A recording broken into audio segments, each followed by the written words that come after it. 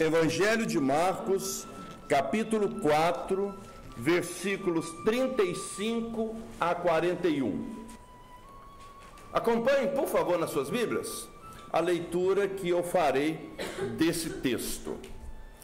Naquele dia, sendo já tarde, disse-lhes Jesus: passemos para outra margem.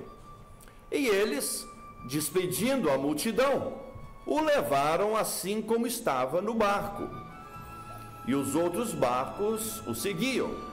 Ora, levantou-se grande temporal de vento, e as ondas se arremessavam contra o barco, de modo que o mesmo já estava a encher-se de água. E Jesus estava na popa, dormindo sobre o travesseiro. Eles o despertaram e lhe disseram: Mestre, não te importa que pereçamos? E ele, despertando, repreendeu o vento e disse ao mar: acalma-te, emudece. E o vento se aquietou e fez-se grande bonança. Então lhes disse: por que sois assim tão tímidos? Como é que não tendes fé? E eles, possuídos de grande temor, diziam uns aos outros: quem é este que até o vento e o mar lhe obedecem? Assim que Jesus terminou de ensinar algumas parábolas, e se os irmãos veem aí no Evangelho de Marcos, Jesus está ensinando uma série de parábolas. Jesus então convidou os discípulos para que eles passassem para o outro lado do mar da Galileia, que era onde eles estavam. E poderiam ter passado para lá por várias razões. Para descansar, porque lembra que onde Jesus estava havia sempre uma grande multidão apertando Jesus. O fato é que Jesus disse para os discípulos passarem para outras margens. A viagem para o outro lado do mar de Galileia parecia tranquilo. Eu já peguei mar revoltoso, não tempestade, mas ondas mais fortes. Gente, parece que o estômago vai sair pela boca. Você confessa todos os seus pecados, até aqueles que você não cometeu, para ter certeza de que se alguma coisa acontecer, você vai direto para o céu. Você se arrepende de ter estado naquele barco até o último momento da vida e pergunta: quem foi que me convidou para entrar nesse barco? Não é assim? Sentiram assim? Eu senti. Quando os pescadores vão entrar mar adentro, eles procuram fazer observações de como está a situação. Aquela viagem tinha tudo para ser uma viagem tranquila. Diz a Bíblia que os outros barcos também estavam atravessando o mar. Então, era uma viagem tranquila, não tinha nada para dar errado. Mas de repente levantou-se um grande temporal. Os ventos empurravam as ondas e as ondas batiam no barco com tanta força que diz a Bíblia que a água começou a entrar dentro do barco. E ninguém precisa jamais ter entrado num barco para saber que água dentro do barco é perigo, vai afundar.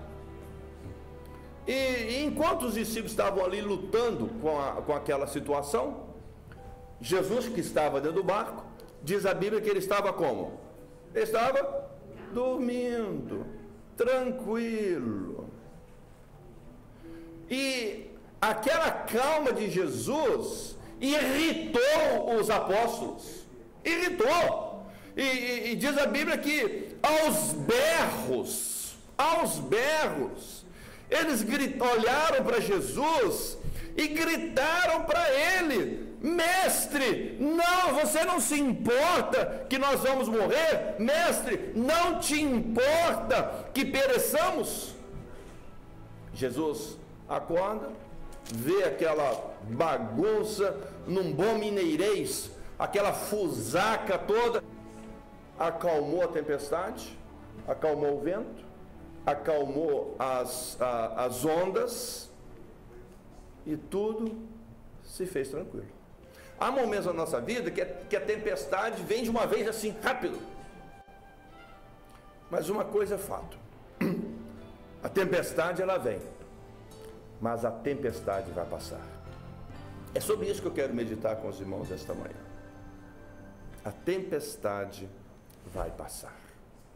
Em primeiro lugar, que nós vemos nesse texto, que nos dá segurança para essa afirmação, a tempestade vai passar, é que mesmo que ela não seja esperada, a tempestade vai passar. Marcos, capítulo 4, versículos 35 e 36. Naquele dia, sendo já tarde, disse-lhes Jesus: passemos para outra margem. E eles, despedindo a multidão, o levaram assim como estava, no barco. E os outros barcos o seguiam. Aquela viagem, como eu disse, aquela travessia tinha tudo para dar certo. Não se esperava tempestade naquele momento. Não só os apóstolos com Jesus atravessaram, como diz a Bíblia, outros barcos também seguiam. Quer dizer, ninguém viu perigo naquela travessia. Ninguém viu problema. Muitas vezes nas nossas vidas, nós fazemos planos que não acontecem. Muitas vezes fazemos planos e os planos acontecem, mas não da maneira como planejamos. Não significa que nós não fizemos planejamento algum, simplesmente não aconteceu como pensávamos que deveria acontecer. Essa semana, uma pessoa que não é da nossa igreja, não é da nossa cidade, me ligou. E ela disse: pastor, preciso falar urgentemente consigo. E aí ela começou a desfiar os planos que deram errado na vida dessa pessoa. Mas nós falamos por mais de 40 minutos ao telefone. Só me via na cabeça: gente, quanta catástrofe, quantos acontecimentos, como pode vir tanta coisa na vida de uma pessoa só. A única coisa que me saía da boca era isso: olha, a tempestade vai passar. Mas quando eu falava a tempestade vai passar, ela contava coisas que na minha cabeça a tempestade só aumentava. E eu dizia: mas a tempestade vai passar. Ela falou: pastor, vai passar, mas ainda tem isso que eu não te contei. E quando ela contava, parecia que a tempestade só piorava. E eu disse: mas a tempestade vai passar. Ela falou: pastor, eu acredito, mas eu ainda não te contei isso.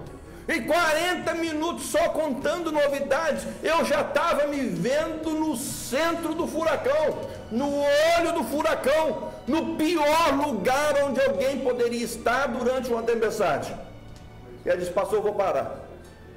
Eu continuo as mais coisas que eu não contei quando encontrarmos.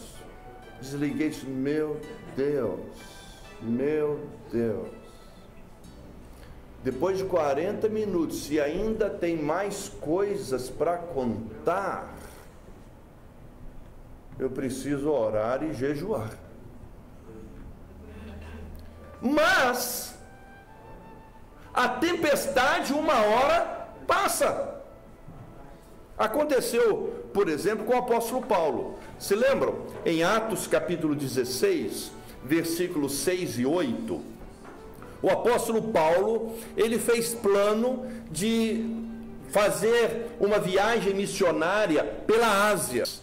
e percorrendo a região da Frígio-Galácia, tendo sido impedido pelo Espírito Santo de pregar a palavra na Ásia, defrontando a Mísia, tentavam ir para a Bitínia, mas o Espírito de Jesus não o permitiu.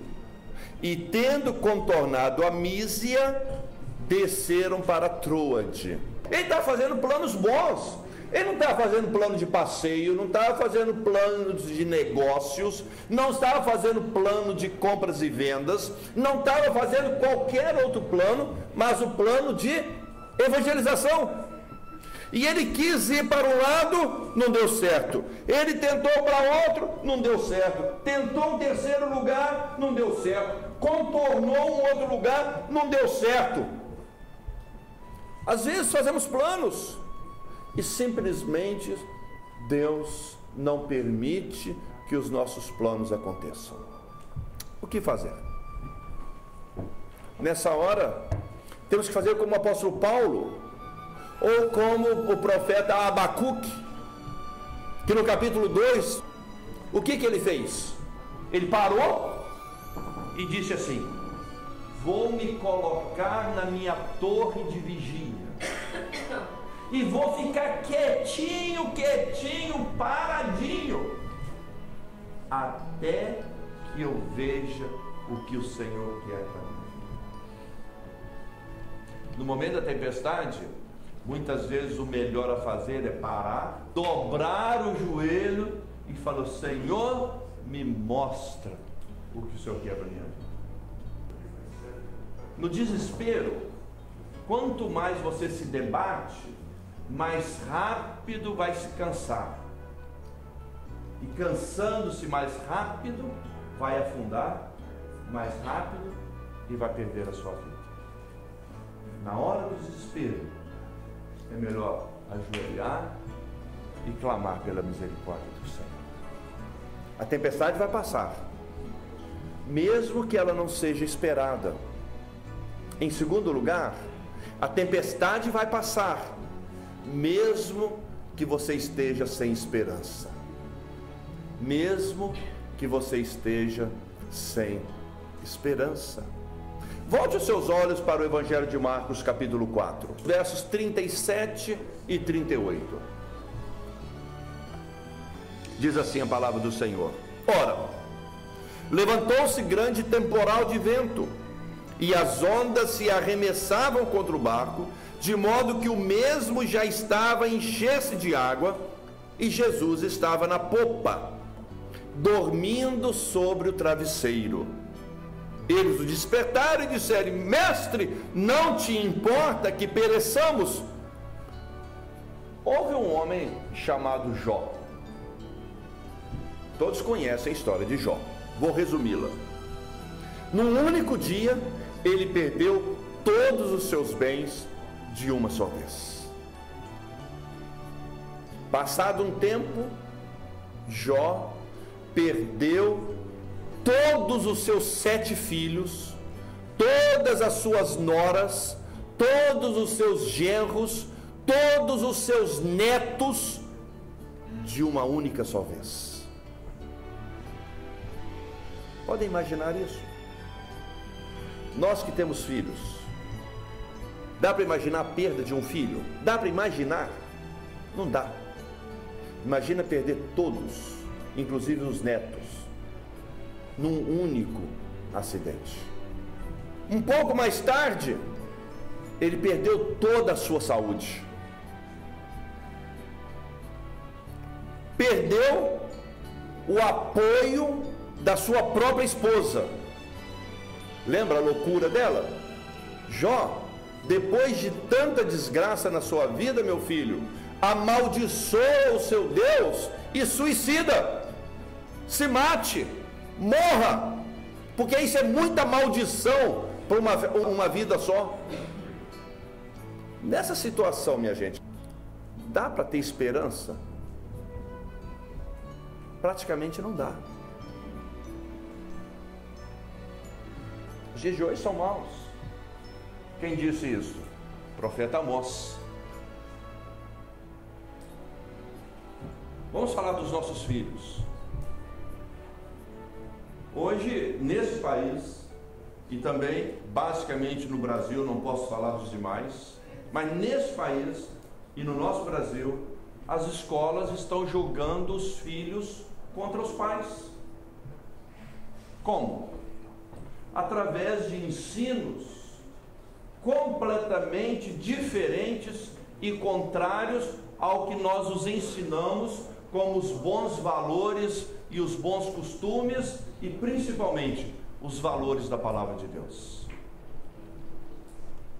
Os nossos filhos que frequentaram as escolas aqui e hoje estão frequentando as nossas escolas no Brasil, aprendem desde cedo que, olha, o seu pai e a sua mãe não pode te bater como disciplina. Pode chamar a polícia para o seu pai, pode chamar a polícia para a sua mãe. Não é isso que vocês ouvem, não se ouve nas escolas? Chama a polícia. O estresse de ensinar contra o que é ensino religioso. O que se ensina mais nas escolas? As orientações, as opções de vida, vocês são as mais diferentes daquilo que a palavra de Deus ensina. As escolas estão colocando os filhos contra os pais, contra os ensinos que nós damos. O ensino da boa moral, do bom costume, mas acima de tudo, da palavra de Deus. As tempestades estão chegando. E nós vamos orar pelos nossos filhos. Minha gente, nós já estamos no olho da tempestade. Nós já estamos dentro da tempestade. Ela não vai chegar, ela já chegou. E nós precisamos orar pelos nossos filhos preventivamente. O que eu chamo preventivamente? Nós precisamos orar agora, antes que os problemas cheguem. Orar pelos nossos filhos antes que nós tenhamos que vir para chorar pelos nossos filhos. E um bom termômetro não é o único. Observe o que eu estou dizendo, não é o único. Mas um bom termômetro para saber a que nível está a nossa preocupação com os nossos filhos é a reunião das mães de oração. Enquanto os nossos filhos estão todos os dias lá na escola sendo bombardeados pelas desgraças, pelas misérias, pelas mazelas que esse mundo quer colocar na cabeça dos nossos filhos. E não estou falando só das nossas criancinhas que estão ali em cima, não. Estamos falando desses babados que estão aqui, que precisam igualmente das nossas orações. Eles passam pouco tempo com a gente. Os nossos filhos, vou repetir, os nossos filhos passam pouco tempo conosco. Eles passam mais tempo na escola e com os amigos do que conosco. Os dias são maus. Precisamos de mais e mais mães de oração, orando aqui pelos nossos filhos, preventivamente, antes que tenhamos que vir aqui para chorar pelos nossos filhos. Foi numa situação desta, por exemplo, onde parece que não há esperança, porque o que as nossas bocas estão dizendo é isso: o mundo vai de mal a pior. Não é isso que a gente fala? Está piorando, não sei aonde isso vai dar. Eu falo isso com a minha filha, a casada, não para que ela tenha medo de ter filhos, mas eu digo para ela: minha filha, comece a orar desde já, antes que você tenha os seus filhos, porque os seus filhos serão criados numa situação moralmente muito pior do que essa que nós estamos vivendo agora. Ore já, antes de você engravidar, ore já pelos seus filhos. Parece que não há esperança. E o que fazer? Não era uma situação como esta que Moisés estava com o povo? Chegaram na frente do Mar Vermelho, se lembram? E agora o que fazer? E qual foi a ordem de Deus para Moisés naquele momento diante do Mar Vermelho? Se lembram? Diga ao povo de Israel que marche. Diga ao povo de Israel que marche. A tempestade está posta. mesmo que você não vê esperança. Mas qual é a ordem? Marche para onde? Para frente. Marche para frente. Em último lugar, a tempestade vai passar, porque Jesus está presente na tempestade. Voltemos os olhos para Marcos capítulo 4, versículos 39 a 41. E ele, despertando do sono, repreendeu o vento e disse ao mar: acalma-te, emudece. E o vento se aquietou e fez-se grande bonança. Então lhes disse: por que sois assim tão tímidos? Como é que vocês não têm fé? E eles, possuídos de um grande temor, diziam uns aos outros: quem é este que até o vento e o mar lhe obedecem? Vamos recordar algumas afirmações que eu fiz agora há pouco. Falava de Paulo quando estava planejando a sua viagem, lembra? Foi para um lado, não deu certo. Foi para o outro lado, não deu certo. O mesmo capítulo 16 do livro de Atos, porém agora nos versículos 9 e 10. À noite, depois de ter tantas tentativas de viagem, nenhuma ter dado certo, à noite sobreveio a Paulo uma visão, na qual um varão macedônico estava em pé e lhe rogava, dizendo: passa a Macedônia e ajuda-nos. Assim que teve a visão, imediatamente procuramos partir para aquele destino, concluindo que Deus nos havia chamado para anunciar a eles o Evangelho. Gente, a tempestade ela vem, mas nós precisamos estar atentos e de olhos abertos para ver e ouvir e entender o que Deus quer nos dizer no momento da tempestade. Paulo estava de olhos abertos e ouvidos abertos, e ele entendeu que era Deus que queria enviá-lo para um outro lugar. No fim da vida de Jó, lembra que falei de Jó?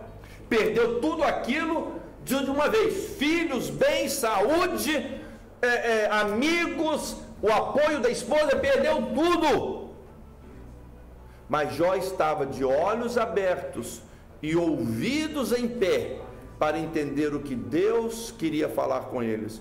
E no último capítulo 42 de Jó, olha o que Jó disse no fim de todos os acontecimentos na vida dele, daquela grande tempestade que, segundo alguns estudiosos da palavra de Deus, deve ter durado entre 20 a 40 anos na vida de Jó. Não foi uma tempestade de uma noite, de uma semana, de um mês, de um ano. De 20 a 40 anos durou a tempestade na vida de Jó. Mas no fim, o que Jó disse? Capítulo 42, versos 1 a 5. Então respondeu Jó ao Senhor: bem sei que tudo podes, e que nenhum dos teus planos pode ser frustrado. Quem é aquele, como disseste, que sem conhecimento encobre o conselho? Na verdade, falei do que não entendia, coisas maravilhosas demais para mim, coisas que eu não conhecia. Quer dizer, o Jó está dizendo: eu reclamei demais, não precisava daquilo tudo. 40 anos de tempestade, e ele ainda chega a dizer: reclamei demais. E ele continua: eu te conhecia só de ouvir, mas agora os meus olhos te veem. Que no meio daquela tempestade toda, 40 anos de tempestade, Jó chegou à conclusão de que isso foi preciso para que eu conhecesse melhor o meu Senhor. A tempestade vai passar. O povo de Israel, quando estava diante do mar vermelho fechado, e Deus diz: diga ao povo de Israel que marche, o que aconteceu?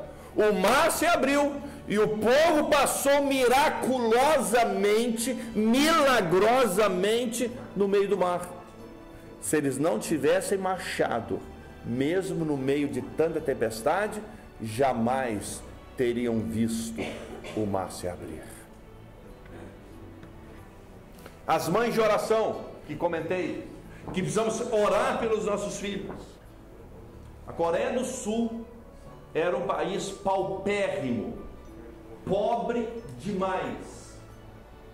A partir de 1970, o país começou a se desenvolver rapidamente, mas em 1990, um grupo de mães começou a se reunir na capital Sul, ou Seul. E elas se reuniam, um grupo de mães, orar pelos filhos, para que os seus filhos pudessem influenciar o país que estava se desenvolvendo. Em 1990.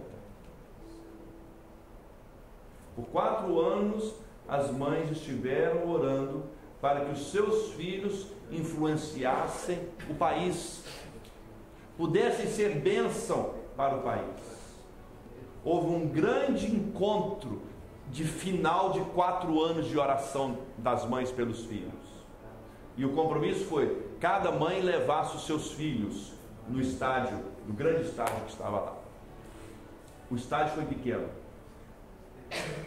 O estádio estava lotado, encheram o campo, o field, e muita gente ficou de fora. E então o pregador estava falando, enaltecendo, elogiando aquelas mães de oração, sem que houvesse sido planejado. 100.000 jovens, vou repetir, 100.000 jovens se apresentaram para serem missionários da obra do Senhor. Quando oramos pelos nossos filhos, nós não somos capazes de dominar os ventos da renovação do Espírito Santo. Estavam orando para que os seus filhos influenciassem o país. Deus foi mais longe. Pegou aqueles filhos para que influenciassem o mundo. Jesus está conosco no momento da tempestade. A tempestade vem, é certo. Não precisam ter dúvidas. A tempestade, uma hora, se não chegou na sua vida, uma hora vai chegar. E se já chegou e já passou, não tenha ilusão. A próxima tempestade já está se formando, ainda que você não a veja. Mas não tenha medo. A tempestade vai passar. Jesus está conosco. E o que importa é o que nós vamos fazer. Como vamos nos comportar. Os ventos violentos virão, mas é melhor esperar no Senhor. Ele está sob o controle de todas as coisas. Tudo está debaixo do seu comando.